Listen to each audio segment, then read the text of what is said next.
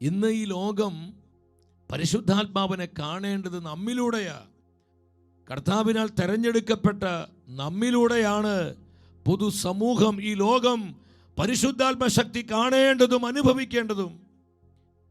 ഇന്ന് പലപ്പോഴും നമ്മുടെ ക്രൈസ്തവ സമൂഹങ്ങളെ, നമ്മുടെ ശുശ്രൂഷകളെ എന്തുകൊണ്ട് പൊതുസമൂഹം അപഹസിക്കുന്നത്, ദുഷിക്കുന്നത്?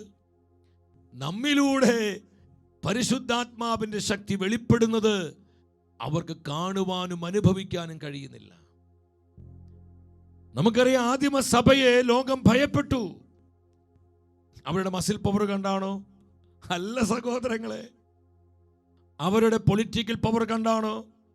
അവരുടെ മണി പവർ, ആ സാമ്പത്തിക ശക്തി കണ്ടാണോ? അവരുടെ ആൾബലം കണ്ടാണോ? ഒന്നുമല്ല. എന്തുകൊണ്ടാണ് ആദിമ സഭയെ ലോകം ഭയപ്പെട്ടത്? ആ വചനം ഒന്ന് വായിക്കാൻ നിങ്ങൾ ശ്രദ്ധിക്കണം. അപ്പോസ്തല പ്രവൃത്തി 2:43 നമ്മൾ കാണുന്നുണ്ട്. അത് വായിച്ചേ. അപ്പോസ്തല പ്രവൃത്തി 2:43 എല്ലാവരിലും ഭീതിയുളവായി, എല്ലാവരിലും സഭയെ കുറിച്ച് ഭയമുളവായി. എല്ലാവരിലും സഭയെ കുറിച്ച് ഭയമുളവായി. എന്തുകൊണ്ടാ അവരിലെല്ലാം ഈ ഭീതി ഉണ്ടായത്? അപ്പോസ്തലന്മാരുടെ കരങ്ങൾ വഴി പല അത്ഭുതങ്ങളും അടയാളങ്ങളും സംഭവിച്ചു, ജനമധ്യേ സംഭവിച്ചു. വിശ്വസിച്ച് ഹല്ലേലൂയ പറഞ്ഞേ. ഹല്ലേലൂയ. എന്റെ സഹോദരങ്ങളെ, പരിശുദ്ധാത്മ ശക്തി വെളിപ്പെടുകയാണ്. അനോയിന്റിംഗ് വെളിപ്പെടുകയാണ്. പരിശുദ്ധാത്മാവിന്റെ കൃപാവരങ്ങൾ വെളിപ്പെടുകയാണ്. ഈ മാനിഫെസ്റ്റേഷൻ ലോകം കണ്ടു. ലോകം സഭയെ ഭയപ്പെട്ടു. അവർക്ക് മനസ്സിലായി, തീക്കകത്ത കളിക്കുന്നത്. ഇത് വെറും തീയല്ല, വെള്ളം കണ്ടാൽ കെട്ടുപോകുന്ന തീയല്ല പരിശുദ്ധാത്മാവിന്റെ തീ.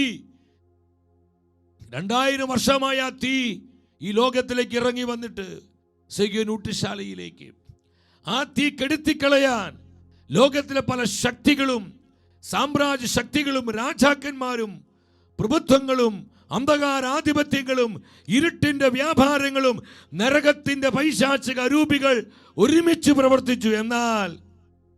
എന്നാൽ ആ തീ കെടുത്തു കളയാൻ ഇതുവരെ ആർക്കും കഴിഞ്ഞിട്ടില്ല. കെടുത്തുവാൻ പരിശ്രമിച്ചവരെല്ലാം അവർ ഈ തീക്കകത്തായി. അവരിലെല്ലാം ഈ തീ പിടിച്ച ചരിത്രമാണ് തിരുസഭയ്ക്ക് പറയാനുള്ളത്. ഒരു ഹല്ലേലൂയ പറഞ്ഞേ. Hallelujah, hallelujah, hallelujah, hallelujah, hallelujah. എത്രയോ സാമ്രാജ്യങ്ങളെ, ജീവിതങ്ങളെ, ദേശങ്ങളെ, ജനതകളെ ഈ തീ രൂപാന്തരപ്പെടുത്തി. ഇന്നും ഈ തീ കത്തുകയാണ്. നമുക്ക് ആവശ്യം ഈ തീയുടെ വെളിപ്പെടലാണ്. ഈ തീ അനുഭവമാണ്. ഈ തീ സാന്നിധ്യമാണ്. Fire of the holy spirit, presence of the Holy Spirit, fire presence, തീ സാന്നിധ്യം. ലോകം ഭയപ്പെട്ടു. അപ്പോസ്തല പ്രവർത്തനങ്ങൾ 5:12 വന്ന് അവിടെ എന്താ പരിശുദ്ധ വചനം പറയുന്നത്? അപ്പോസ്തലന്മാരുടെ കരങ്ങൾ വഴി ജനമധ്യത്തിൽ വളരെ അടയാളങ്ങളും അത്ഭുതങ്ങളും